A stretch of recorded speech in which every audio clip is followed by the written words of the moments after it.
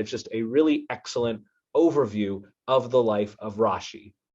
From the 9th century, when Charlemagne invited the Jews to leave Babylon and settle in France, till the middle of the 10th century, for a very brief period of time, there was relative peace between the Jews and their Christian neighbors. It was during this peace, in the year 1040, that Rashi was born. Rashi was only about 8 years old when he left his hometown Troyes on his way to Worms and Mainz, the centers of Jewish learning. After years of study, now married with 2 daughters, Rashi chose to go back home to Troyes to lead the Jewish community in which he was born. Rabbi Shlomo quickly became the spiritual leader of the Jewish community of France. He continued his writings and modestly introduced them to Troyes in the 3rd person, calling them the works of She, an acronym for his name, Shlomo Yitzchaki, Solomon the son of Isaac.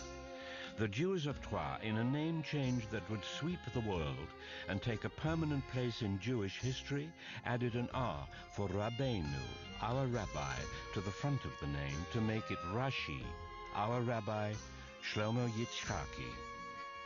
Some say that Rashi stands for more, for Rabban Shel Yisrael, teacher of Israel. Rashi became as much an acronym of endearment as of reverence. Located about 90 miles southeast of Paris and at the junction of 2 main trade routes leading to Italy and the Near East, Troyes brought out the cosmopolitan side of Rashi. But it was his Torah scholarship that really flourished. At first it was just the Talmud commentary, tractate by tractate, law by law, debate by debate. Written in Babylon as a commentary to the oral law nearly 700 years before the Jews came to France, the Talmud became forever more accessible and alive through the work Rashi started in Mainz and Worms. But as he grew older, Rashi took on a new commentary, so concise, insightful, and sweet, that it would forever be known as his gift to the Jewish people and to the world. In an age of illiteracy, and in one of the truly remarkable parentheses in the history of education, Rashi taught his daughters to read and write both Hebrew and French. With no sons, and in order to meet the demands of his kuntres, he shared with them the complex language of the Talmud, the intricacy of her thought, the beauty of her logic. Rashi's family grew in size and Torah. His daughters, Yochebed and Miriam, married 2 Talmud scholars, Rabbi Meir and Rabbi Yehuda ben Nassan, who would both write Torah commentaries of their own. Their children and grandchildren would also become scholars and leaders of the French Jewish community. Together, they would be known as the House of Rashi, a tribute not just to Rashi himself, but to the transmission of Torah, which he so nobly stood for. To understand Torah and its application to everyday life, Rashi's attention to detail was precise. So precise that in over 3,000 instances, he resorts to his command of French to give the exact meaning of the word. A command so pure and perfect that today it is used by scholars in their study of Old French. History tells us very little about Rashi's wife, which intimates that she could have died at an early age. If true, it gives one a deeper understanding of the closeness he developed with his daughters.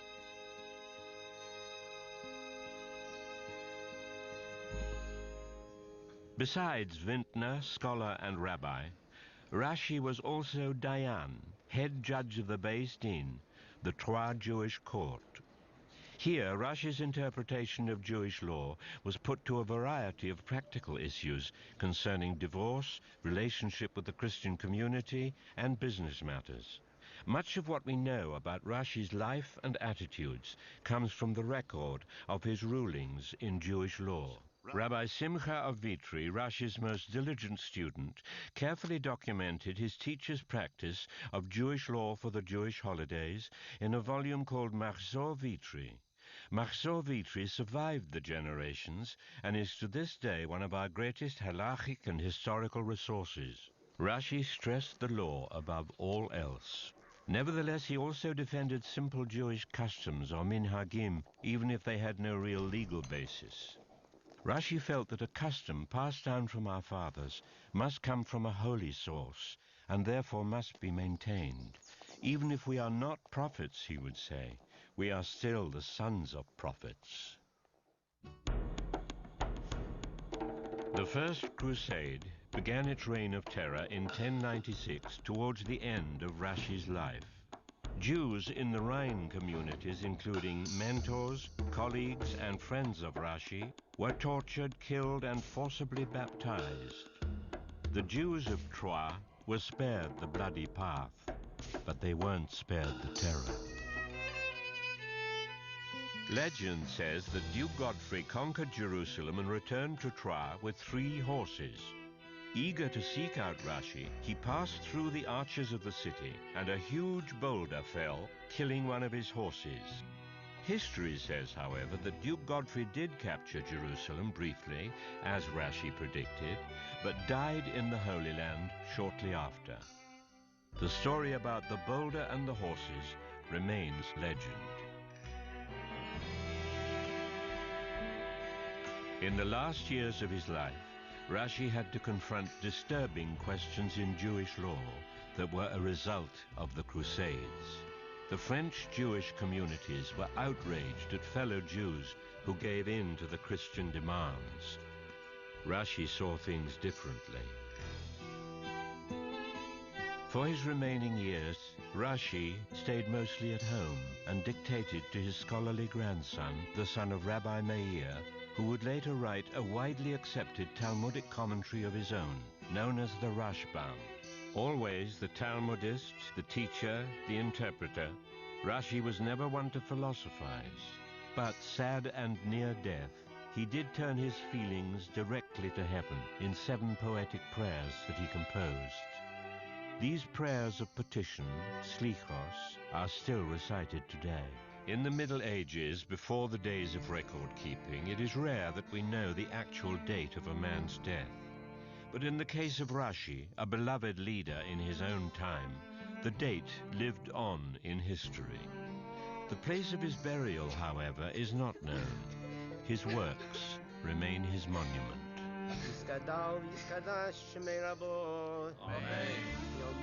Rashi made Torah accessible to everyone, from the giants of Torah who would follow in his footsteps to the most ordinary.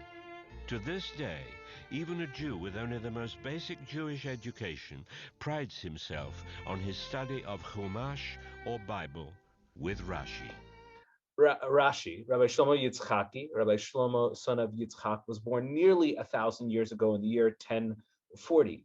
Now, in those ages, the medieval ages, they didn't have what we would consider today to be a biography. They obviously left a lot of writing. We have a great deal of Rashi's writing as manuscripts. He left a great deal behind, but the idea of writing down an accurate factual history is rather a relatively recent invention. Because of that, there are a lot of holes in Rashi's history and many of the scholars that we'll study over the coming weeks. And there are also a lot of legends that came up. One of the most popular things about Rashi is that he was a vintner, that he worked a vineyard. But there's actually very little evidence for that. And in fact, there's quite a bit of evidence against it, and that where he lived in Troyes, or Troyes, I suppose that's how it's pronounced, the land, the soil was not at all good for growing grapes to make wine. So he may have sold wine that was made in another land, or maybe he made planted a few grapes for his own family. But regardless, there's certainly some mystery around Rashi's life. We do know that he followed a typical path, even to Torah scholars today, which is he was born, educated in his local town, actually by his father, until he was rather young. His father passed away when Rashi was quite young. Then he went off to Germany, the centers for Jewish learning, studied in yeshiva, became a rabbi, then got married. Again, a very typical path. Went back to his hometown and just grew in both in knowledge, personally in his learning, but also in his popularity, and he eventually became the greatest scholar in town, the head of the rabbinic court. And in fact, it's through many of his rulings, and he has hundreds of legal rulings, that we learn a great deal, not only about him, but about what was going on historically, particularly how the Crusades, which were happening through a great part of his life, were affecting the Jewish community. One of the most famous cases was how to deal with Jews who either had been forcibly converted or chose conversion over death, which is essentially forced conversion. And the end of his ruling was ultimately that a Jew who has converted, whether forced or by choice, is still a Jew. They might be breaking Jewish law, but that doesn't mean they're not still a Jew. And that ruling still has an impact today, is generally accepted. So when people think about Rashi, again, knowing a lot about his life and his behavior, there's still some mysteries there. So what we can learn about him is from his legacy and what he left behind. And boy, did he leave a lot behind. Fast forwarding a little bit, his grandchildren, Rashbam, Rabbeinu Tam, these are the rabbis who helped lead and found these great yeshivot, these great academies in and around France. And they started this system of learning influenced by their grandfather that became one of the most important commentaries on the Talmud, known as the Tosafot. And that still has a major, literally, every day there's still an impact by their teachings, from their teachings on Jewish law and Jewish thought. People constantly go back to Tosafot, to Rashi. So his teachings are still very much alive, and he basically left us three main areas of teaching. One is the legal, one is his commentary on the Talmud, and one that we'll focus on tonight is his commentary on the Chumash, on the Torah, the entirety of the Torah, all the 5 books of Moses, all the prophets, all of the writings and everything.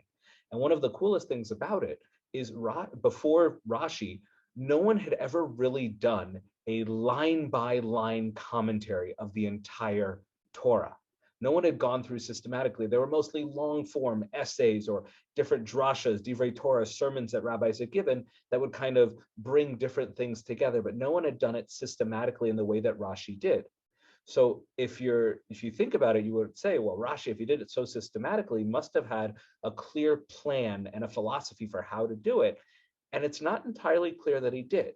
And what we're going to do tonight is look at one of the biggest questions about Rashi, because to look at everything he did, that's basically what we should all be doing. We should all be learning the Talmud with Rashi, learning his legal rulings, and learning the whole Rashi commentary. But tonight we're going to focus on one very important question, which is what kind of commentary did he want to write? Because even though he did it the first time systematically, it wasn't the first Torah commentary, and it wasn't the last. There have been 300 commentaries directly on the commentary of Rashi. So the idea of just commentary is just a massive enterprise. What kind of commentary did he want to leave for the world? When he wanted people to read his commentary on the Torah, what did he want them to get out of it? And what's fascinating, so we'll look at his own writings and examples in it, and look at how generations of rabbis have both criticized Rashi's commentary and defended it, and then see if there's some interesting takeaway. So Tamar, I'm going to go ahead and unmute you first. And most people, when they talk about Rashi's commentary, say, what kind of commentary is writing? They look at this very, very early on in the book of Breshit, chapter 3, verse 8. He gives what can kind of be considered an introduction, because he never wrote a formal introduction. Many rabbis did. Many rabbis wrote an introduction explaining exactly what the Rambam, Maimonides, did that. He explained what he was doing, how he was doing it, why he was doing it. Rashi didn't do that. He jumped right in, but he gives us this thought very early on. So Tamar, please. There are many Agadic midrashim. Our rabbis have already arranged them in their proper place in Genesis Rabbah and other collections of midrash. I, however, have come to write only pshuto shel mikra, the simple or contextual meaning of the text, and those agadot which explain the words of scripture, each word in its appropriate place. Excellent, thank you. So there's a great many things that he says here, and one of them is he talks about midrash, and again, defining exactly what midrash is a class in and of itself. But basically, the rabbis see questions in the text, things that are missing, and they try and fill it in or expand on it, or use the text as a jumping off point to do some sort of lesson. So midrash can be a million different things, but aren't necessarily found in the actual text. Meaning, if I told you a midrash, if you read the text and then I told you a midrash, you might say, but that's not in the text anywhere. But it might help explain it. Rashi says, no, I'm not coming to write a book of midrash. That's already been done beautifully. What I'm here to do is write something called the Peshuto, which literally means something like the simple. Pashut is like simple of the Mikra, of the writing of the Torah. Now, the person who translated this wrote in parentheses, the simple or contextual meaning of the text. Now, many people translate the pshuto, that simple meaning, as the literal translation. That's a bad translation of the pashut understanding, of the simple understanding. A literal translation of the Torah is not always what the Torah means. You need to look at the context. Is it being poetic? Is it a play on words? Is it some sort of legal principle that you have to interpret it based on legal understandings of weight and war and things like that? Rashi's saying, I want to explain the text the way it's meant to be understood, perhaps the way that the Israelites would have understood it when Moshe gave it to them in that contextual time. Now, he does say, though, there are certain agadot, certain midrashim, certain rabbinic imaginative things that really make sense in the text.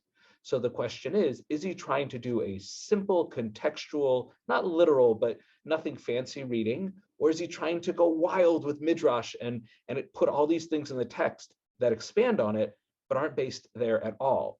And based on what he does in the Torah, it's not entirely clear what his final project was. So Lynn, I'm going to go ahead and unmute you. And what we're going to do is look at a couple of examples of things he did in the text. So if he's trying to do the pshat, the simple contextual understanding of it, let's look here in the book of Shemot, Exodus. And this is one of the makot, one of the plagues. And it's the one about the frogs. The plague, as we know, there were frogs all over the land. It was a big problem. But if you look at the Hebrew, the number of the words, meaning singular and plural, get a little funny. So Lynn, go ahead with source number 1 in section B, please. Sure. And the Lord said to Moshe, say to Aharon, hold out your arm, and with the rod over the rivers, the canals and the ponds, and bring up the frogs on the land of Egypt. Aharon held his arm over the waters of Egypt, and the frogs came up and covered the land of Egypt. Excellent, thank you. So let me see if I can find it here. So if you're looking at the Hebrew in the right column, third line down, 2 or 3 words from the end, it says et tzfardaim, the plural of frogs. But then when it says that the frogs came up in the last line, second word from the right, vata'al hatzfardea. So what is it? Is it a plague of frogs or a frog? What's going on here? God said there'll be a plague of multiple frogs, and then Aharon brought up a single frog, but the plague was many frogs. So this is what Rashi does, and Lynn, you can take this as well. And it's Rashi directly on those verses, please. Okay, and the frogs, literally frog, came up. And Rashi says, really, there was only one frog, but when they struck at it, it was split into many swarms. This is a midrashic explanation of the usage of the singular noun here. So he brings this is the thing, people often point at this, and that'll be some of the criticisms, won't mention this specifically, but people often criticize and say, Rashi, that's clearly not the pshat. You're missing it. Obviously, basically, this midrash says there was a single giant, massive frog that came out, and then Aaron hit it with the staff, and then it split into a million frogs. Now, could God do that? Absolutely. God was clearly subverting and upturning nature, but the context of the Chumash, it doesn't seem like that's what's going on. So why is there this different number, single frog versus frogs? Is it just a mistake in the text? Well, no one's going to suggest that. So Rashi brings a midrash, and even though the midrash is wild, it fits perfectly. Contextually, in terms of the flow of the text, the fact that it goes from single to plural, this wild midrash fits perfectly. And we'll come back to that idea about wild midrashim that actually work well with the text. But here's the thing, Rashi's not done. So he continues on, and they translate here as a literal. That's not. It says upshuto, meaning the contextual, the way that one really should understand it in the context. So go ahead, Lynn. But as it says literal explanation, but the pshat of the text, please. But as a literal explanation, one must say that the swarm of the frogs is denoted by the singular form. Similar is, and there was the knas or kenes. The swarm. Hinam. Oh, Oh, that's a mem, oy vey, and I'm wearing glasses. And there was the kinam, the swarm of insects. In Old French, pédolier, i.e. a swarm of lice, ew. So too here, the ta'al hatzfardea means, and there came up a grenouillère in Old French, otherwise known as a swarm of frogs. So before we talk about his commentary here, it's kind of cool. This is an example of how he used Old French, which, by the way, there are plenty of rabbis today who will write in Hebrew, but there's certain words that to explain it, they'll use either the Latin or the English, or depending on when they're writing, or the Yiddish or the Spanish, etc., because it's about the audience they're writing to. Rashi's commentary is timeless, of course, but he was also writing to an audience that he knew spoke French, and that was a word, that was a language that he felt he had a great deal of precision in. But what he says here is, I think maybe an example would be, if I said an army is coming, an army does not mean one person. It means, a massive army of many people, but it's technically the singular, because I could say all of the armies of this country are coming simultaneously. So both singular and plural, depending on the context, depending on how they're used, can mean plural. Army can mean many, armies can mean many. So too, he's claiming, perhaps correctly, and that actually is a really good shot of the text, that frog could mean many. Now, that doesn't mean he figured it out perfectly. Maybe there's another explanation, but here he brings in a midrash that works great, but he brings another explanation as well. So there's still left the question, if that second explanation works so well, why did he bring in the midrash? So that's going to lead to quite a few rabbis over the next generations criticizing Rashi, and they're all basically saying the exact same criticism, but it's very interesting to look at how he has been defended. So Susan, in section C here, one of the most famous rabbis' commentaries, Rabbi Avraham Ibn Ezra, and he was a grammarian. I don't want to say first and foremost, but that was one of his main things. So somebody who's messing with the text, he's not going to be happy with. So he has here a pretty harsh criticism of Rashi and his use of midrash. So go ahead, Susan, source number 1 in section C, please. Like Rabbi Solomon of blessed memory, who wrote a Drash commentary on the Bible. He thought that it was a Peshat commentary, but in his books, only one of 1,000 comments is Peshat.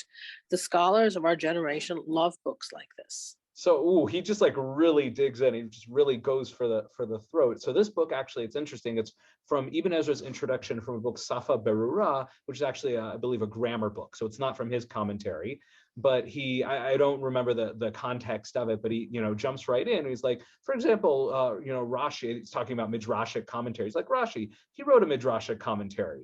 So when Rashi comes in and says, I'm writing Peshuto, a Pshat commentary, Ibn Ezra's like, no, you wrote a drash. You think you were trying to do pshat, but no, you didn't. Maybe 1 out of 1,000 of your comments is actually the correct understanding of it. Oh, but people love it. It's okay. It's super popular. But boy, is that just like really a shot across the bow, as it were. And rabbis of there are many other rabbis. I didn't bring them here because they all said the same thing. But the next source I'll have you. Yeah, Susan, before you read the next source, please. Isn't drash supposed to be higher than Peshat? So one of the classes I gave a while ago was on just how midrash is looked upon. And the truth is this, it depends on who you're asking. Meaning, if you look through the Talmud, there are explicit comments that say that drash is the best. And there are others that say, similar to Ibn Ezra, that drash is really popular, but it's just not, it's not the truth. And it's just fun and fanciful. And we all know to take it with a grain of salt or something like that. So there's not one opinion on it. Ibn Ezra, not a fan of. I don't know what he feels about midrash just in general, but certainly as a commentary on the Torah, certainly for someone who claims to be doing the pshat, Ibn Ezra is not a fan. But if you ask, there are other rabbis, I can't think of any off the top of my head, but I know rabbis who every drash is 100% true, even though they totally all disagree with each other. They're all correct. They're all beautiful. The reality is somewhere in between. And that's kind of actually what we're going to start to see come out in some of these defenses of Rashi.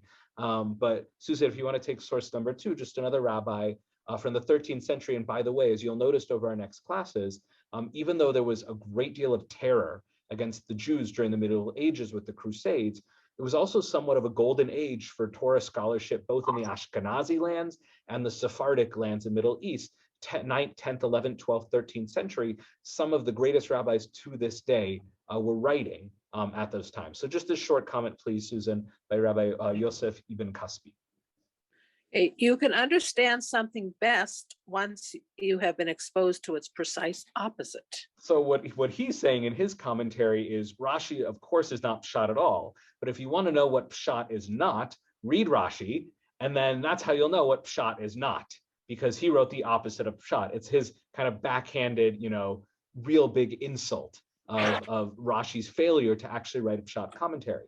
Now, the thing is, and I didn't bring it just because it would have gotten, too many comments. There are dozens and dozens and dozens of comments in Rashi where he indeed brings a midrash that doesn't really seem to, certainly it seems far-fetched. It often does work with the text, and we'll come back to that, but he brings plenty of midrash.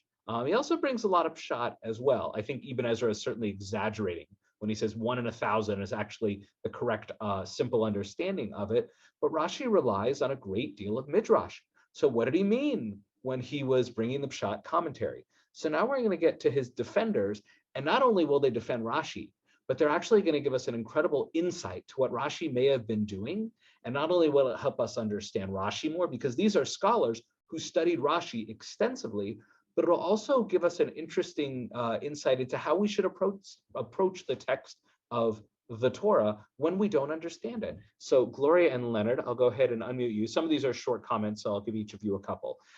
So we're jumping ahead in time now. We're in the 18th century, and this the scholar David Pardo, in his work Maskil David, he brings just one little thought about Rashi to help defend him, which is that Rashi did intend to write a pshat, a simple contextual, what was the correct understanding. However, Gloria, go ahead. Our rabbi uses Rash reluctantly. Oh, I can't hear you. Is that on my end? Oh. No, that's on my end. I think my headphones are not long for this world. Sorry, go ahead. Okay. Our rabbi uses midrash reluctantly, only when compelled to do so. So in that one comment, one simple comment, he actually makes a very big statement, which is that Rashi did indeed intend philosophically to write a pshat commentary, but every once in a while, he couldn't figure it out. He had no idea what the pshat was. We'll come back to that and why that's okay. So when he said, look, and again, no one had really done a line-by-line explanation of the Torah. Not that Rashi explains every single word in the Torah, but everything in the Torah that seems to be unclear or begs some kind of explanation, or there's something deeper there, he comments on it. And if he couldn't figure out the pshat, then he turned to midrash, which he hints at. He says pretty explicitly in his opening statement. So yes, he wrote what, for his intellectual ability based on his teachers, his resources, a pshat commentary. If you're writing one today with ability to access other languages, archaeological records, fine, it would be more, pshat, whatever. But for Rashi, he wrote pshat. And when he absolutely couldn't explain it otherwise, okay, he used a little bit of midrash. And in fact, that is expanded upon by this 20th century scholar, Sarah Kamen, who taught at Hebrew University, and wrote an incredible piece. She's a great scholar of Rashi, and she also is defending Rashi's use of midrash. Go ahead, Gloria, source number 2.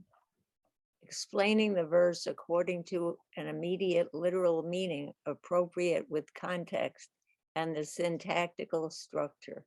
So in some ways, she's building on this David Pardo, because she says when he uses a midrash, he doesn't use some wild, fanciful midrash. I think all of us have heard midrashim that take a word from the Torah out of context, and where they end up is beautiful, but it's nowhere near where the text is. That's not what Rashi does. When he brings in midrash, it actually explains something in the text that needs explaining. And even if it's a wild explanation, it fits. And we already saw a great example of that with the frogs. It's a pretty crazy explanation, but it works. It works really well, which is quite cool. So that's what David Pardo and Sarah came and say about his use of midrash. He doesn't like using it, only uses it when he has to, and he uses it very specifically and precisely and beautifully. And in fact, the next source here also is an example of him being very small c conservative with his use of midrash. So Leonard, if you would please read source number 3, and then you'll read 4 as well. But the Israelites were fertile and prolific. They multiplied and increased very greatly, so that the land was filled with them. Excellent. So this is just the beginning of the slavery, the enslavement in Egypt of the Israelites. Now there is a midrash which Rashi certainly knew about and it was known about that says that when it says they fill the land, this gives numbers like 6,000, 10,000, 20 million. It's just like absurd numbers after numbers after numbers. And at some point you say this midrash is lovely, it's cool, it's fun, but it's absurd. I'm not going to buy that. But obviously the text here is giving you an idea that there were great numbers. Well, how great? So this is what Rashi does. He takes that midrash that just gives this insane exaggeration of how many Israelites there were, and this is how he shares it. Go ahead, Leonard, source number 4, please. And they increased abundantly. More literally, they swarmed, a word used of the prolificness of reptiles. They bore 6 children at one birth. The 6 words from Paru to Me'od. Paru to Me'od suggest or imply the number 6. Midrash Tenhuma Shemot 5. Excellent. So we know it's from a midrash. So what I said is that originally it talks about them, swarming vayishratzu like reptiles on the earth. So this original midrash just went wild, and so many these women were having thousands of babies apiece. And Rashi said, look, I think that midrash is hitting on something, but it's a bit much. So the reason I brought this is other scholars have suggested that when Rashi, he does bring midrash, but he does it again in a very small c conservative way. He takes a wild midrash and he tries to make it not necessarily more palatable, but he makes it more reasonable. He uses his he makes it more rational, more reasonable for us to take. And he says, look, women were having 6 kids apiece, and that's totally possible. It's not what the Torah says, and we don't know if that was the reality of it. But that midrash's suggestion is something that does fit with the text. We certainly all know people that have 6, 7, 8, 9 or more children. So Rashi brings a midrash here, but it fits very nicely with the text, and it could be the pshat. So again, the attack that, boy, he's just using midrash and going wild and operating as the pshat is really, that is exaggerated. He does bring midrash, but he's very careful about it. So one of the next examples of that is in, again, in the book of Shemot. And Jane, I will go ahead and unmute you. And if you'll go ahead and take, I'll have you take 5 and 6. So 5 here, again, it's the story, a lot of these come out of Shemot because there's a lot of crazy things happening then. And this is the story of the daughter of Paro discovering Moshe in the basket. So please, Jane, source number 5. The daughter of Pharaoh came down to bathe in the Nile while her maidens walked along the Nile. Our rabbi said walking, holchot, denotes death, as in the phrase, I am at the point of death, holech lamut. They were going to die because they tried to prevent her, Pharaoh's daughter, from saving Moses. Scripture supports their explanation. For what other reason would there be for writing her maidens were walking? Excellent. So what this midrash is just weird. They're walking because they're off to they're trying to stop her from saving Moshe. Why would we suggest that? The midrash, there's nothing in the text of the Torah whatsoever to suggest that they are doing that they're trying to basically cause Moshe to die. They're just walking along. But Rashi reads it and says, why? Why are they walking? And there's nothing in the text that he can find that's a simple, obvious understanding. So this is an example where it almost kind of suggested earlier, this is an example where he says, all I can do is rely on midrash. The only answer I've seen that makes any sense whatsoever, even though it's not hinted at all in the text, and that's the key there. Midrash sometimes has a hint in the text, sometimes it's from out of left field. But why would he bring it? Because there's a word in the Torah that makes no sense without some sort of explanation. And to his mind, this explanation, and that's really key there. He can find no explanation, but rather than saying, oh, I don't know, he says, I found a midrash, which is from our tradition. And that's important for Rashi. He does not reject the rabbis. He thinks they're brilliant wisdom, not always right. They're a lot of wisdom. So maybe this midrash, which explains this pretty well, fits here. Maybe it's not the pshat per se, but it does explain the text. Now, one thing I just said that I'm going to walk back on, or actually I'll get to that in a minute. So if we go to the 19th to the 19th century to Lublin, I had just suggested that Rashi brought such a wild midrash because he felt that there was no other explanation for it. But Jane, you can take this as well. Source number 7, and many rabbis as well say, no, the reason he brought this midrash is because It is not because the text forces us to interpret it midrashically. Rather, the midrash is simply true. So there's two completely different ways to understand why Rashi would bring a midrash that has no seeming basis whatsoever. This midrash that I brought, the one about them walking towards death, again, there's no basis for that whatsoever in the text. There's no reason to bring it at all. So either Rashi just saw something and said, I have to interpret this, but I have nothing but a midrash, or as this 19th century rabbi suggests, perhaps he actually thought it was true. Now, we don't know. Rashi doesn't say with every midrash, this is correct, this is true.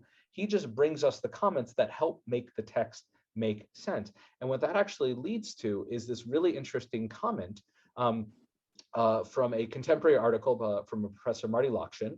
And he does this beautiful article where he's trying to figure out what kind of commentary has Rashi written. And what he points out is that everybody's trying to take a clear side. Rashi is definitely writing a pshat, simple understanding. No, Rashi's writing a midrashic commentary.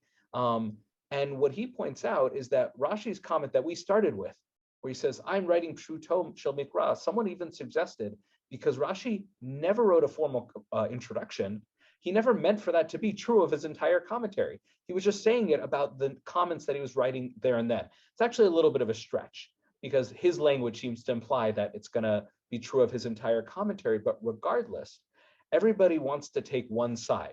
He's either writing pshat and doing a bad job, or he's writing a midrash and he's lying about it.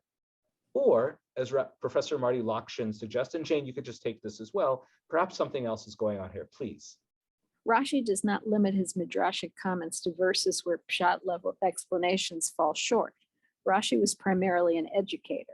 Interpreting the Bible was not his ultimate goal. His commentary was a vehicle for teaching the Jewish people, and he found many important Jewish messages in the Midrashim. Thank you. So when Lake Park is open again, one of the things that people can pick up is when I give a Dvar Torah, some weeks I'll bring a midrash. Some weeks I'll bring a contemporary scholar and more of a scientific academic understanding. Sometimes I'll bring in poetry. It's all over the place, but it's not because I'm inherently inconsistent. It's because my goal is to make each week's portion of the Torah come alive and teach a lesson. My goal is not to have one consistent theology or methodology that locks me down. My goal is to teach people. And what Professor Marty Lokshin is saying is that was Rashi's goal as well. So sometimes he felt that pshat was the best way to teach that particular text. Sometimes he said, I thought midrash had the best message at the time. So it's not that Rashi is inconsistent or bad at writing any one kind of commentary. Rather, what he was doing is trying to write just a great commentary, not with one specific methodology. He was trying to write the best commentary he could that would speak to people and inspire them. Sometimes that's pshat, sometimes that midrash, and sometimes what it leads to is a comment that Rashi himself said, which is, "Eni yodea, I don't know." Sometimes he looked at a part of the text and he said, I have nothing, I don't know what to teach you from this. I don't know what to do from this. And that is somebody who is approaching the text every single line with this newness, with this excitement, not somebody who sat down and necessarily mapped out everything and wrote 15 different versions and made sure every little piece fit together. No, this was a brilliant man who read through the Chumash, and each line he said, this is how it speaks to me, and this is how I want to speak to the people. So at the end of the day, we can't really know exactly what Rashi's methodology and ultimate purpose was, but Professor Lokshin, I think, really picked up on something beautiful, which is that regardless of Rashi's goal, it always has something to teach. So if you're Ibn Ezra saying, you claim to be pshat, but this is a midrash here, you're missing the point. The point is, what is he trying to tell us? What can we walk away from the text? If all you care about is pshat, so ignore the midrashim and vice versa. But if you want the Torah to come alive, then Rashi's a great place to start. And there's a reason there have been 300 commentaries written directly on Rashi's commentary of the Torah, because what it does is opens the conversation. And that's what a great educator does. So what I want to do now in our last couple minutes together is kind of a bonus section, just a quick thing, which is a simple question. If anyone opens up a modern commentary of the Torah today, and they see the text of the Torah in the regular Hebrew block letters, and you see here this chart on the left, it has 2 columns. And in the right column, you can see Aleph, Bet, Gimel, the letters we know, and just to the left of that are letters that are called Rashi script. But the question is, could Rashi himself had read Rashi's script? Most of the letters probably, because they're pretty similar, but the reality is he might not have been able to read his own script. So why do we call it Rashi script? And the answer is Rashi wrote in regular Hebrew, or maybe some kind of cursive that was appropriate to when he was writing in the 11th century. However, it wasn't until the 15th century that the earliest known printed manuscript, because there were manuscripts written copies, but once the printing press came on the scene in the 15th century, this Avram ben Garton in Reggio di Calabria in Italy started printing copies of Rashi. And he wanted it to be clear to people buying it what was the text of the Torah and what was Rashi's commentary. So there was a 15th century popular typeface that was used by Sephardic Jews. Just like we have, if you go into Microsoft Word today and you have hundreds of different fonts. So he did the Torah text in one font, and he picked another popular font that Sephardic Jews would have been familiar with, and he used that for Rashi. And that became basically the custom, and everybody continued to do that as they printed the many different manuscripts of Rashi. Now today, many other commentaries are printed using the Rashi script to make a distinction between the main text and the commentary text. It's not even just about the text of the Torah and a commentary on it. Anytime you need a distinction, people use Rashi's script. But Rashi himself never would have written in it. I don't believe it even existed. And it's Sephardic, and he was Ashkenazic. So it's about as far away from his world as possible. But because of the printing press, it was the typeface. Somebody decided to use, Comic Sans instead of Times New Roman. And it became associated with some of the first ever printed books, Jewish books, were Rashi's commentary. It has been wildly popular for nearly 1,000 years. Even in his lifetime, it was gaining great popularity, and it really hasn't stopped. The first commentary I ever read on the Chumash was Rashi, from beginning to end, and then I went on to Ramban, and then continued. But there are communities where 5-year-old children are starting with the commentary of Rashi, and it is never too late to start. But again, there's a reason it's so popular, and it's not because he had one perfect academically identifiable methodology. He just tried to write a beautiful commentary that could connect to people and would inspire them. And boy, did he do a great job of it. And it's still inspiring us today, which is why everyone starts with Rashi. And sometimes what Rashi said is where the conversation ends as well, because plenty of times he just got it right. So that is a snapshot of the life and thought of the great Rabbi Shlomo Yitzchaki Rabban Shel Yisrael, one of the greatest to this day rabbis that has ever come out of the Jewish people.